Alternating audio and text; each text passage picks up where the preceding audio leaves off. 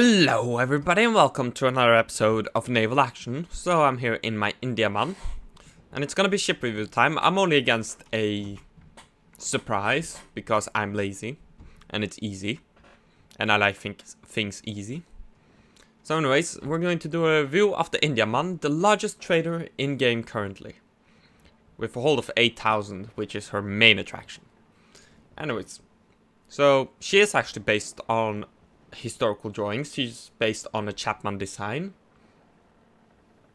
So yeah, there's that. So anyways, there isn't much history that I could find on her.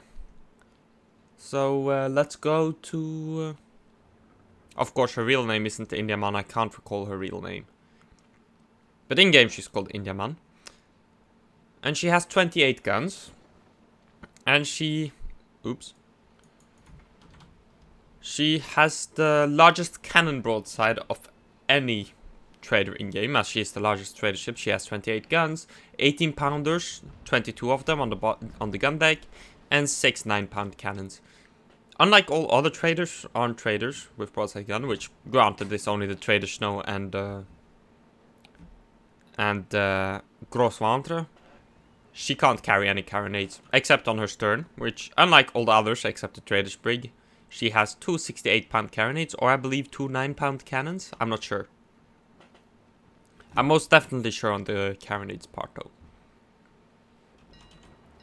So, yeah, she has a broadside weight of 225 pounds due to her quite large cannons, 18-pounders, 22 of them. And that's more than twice, that's way more than twice than the one of the gros ventre, which is 90. Granted, the gros ventre is a very much smaller ship. Gros ventre only has 4,800 cargo hold, versus this one's 8,000 tons. Of course, the gros ventre can also carry 24-pound carronades, which is quite a bit larger broadside weight. That comes up to 240 pounds, which is more, that's 15 pounds more than the Indiaman with cannons. Of course, the advantages and disadvantages of using carronades on the trader ship can be discussed. But it is what it is. This can't carry carronades, which makes for a huge difference. Or can make in broadside weight. Well, it reduces, it eliminates the huge difference in broadside weight. But still, it's decent broadside weight. It can hold its own against frigates. So it's decent. It's only 28 of them, so she'll still be dominated by, say, a regular frigate. In terms of firepower alone, since the regular frigate has 38 guns, for example. Oh wait, yeah, the frigate does 80-pound cannons. The Indiaman, though, in terms of speed, she isn't fast. She isn't spectacularly slow either, though. She does 11.6 knots. That's pretty decent. Like, it's not extraordinarily fast. It's 0.3 knots slower than the gros ventre. And the turn rate, though, however, is extremely slow. She has a turn rate of 2.6. And she is a slouch.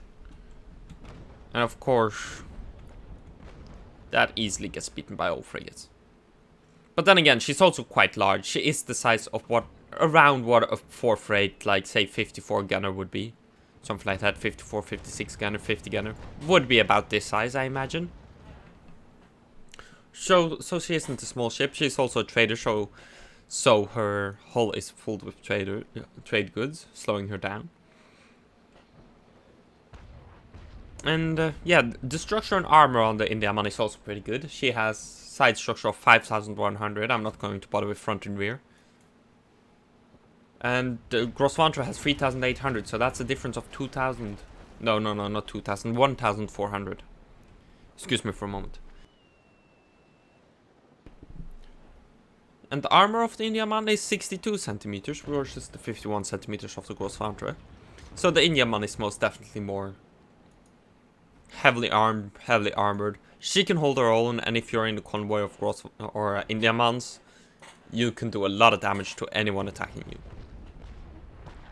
However, the most important aspect is her cargo hold. 8,000 tons.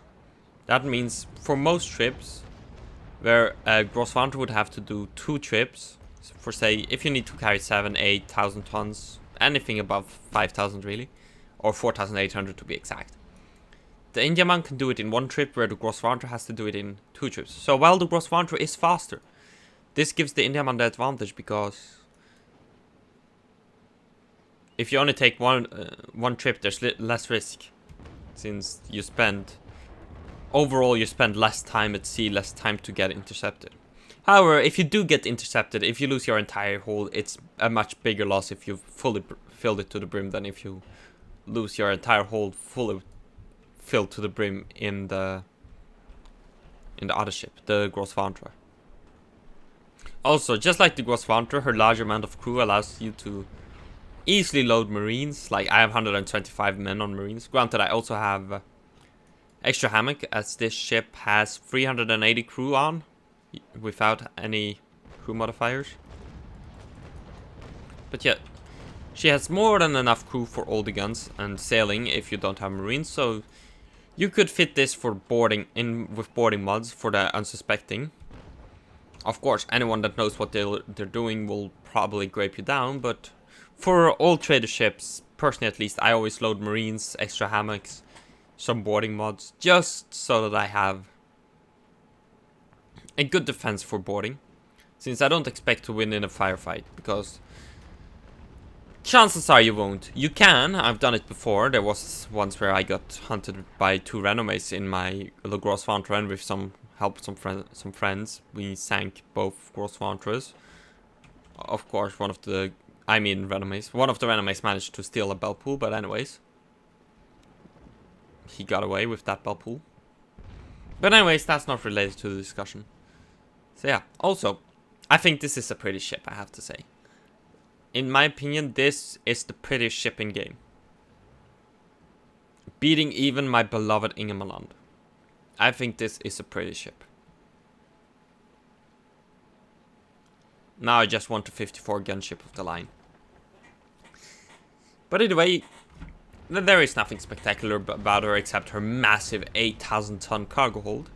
So if you hold a lot of cargo, this ship is definitely to recommend. And I want to thank you all for watching, and I'll see you next time. Bye!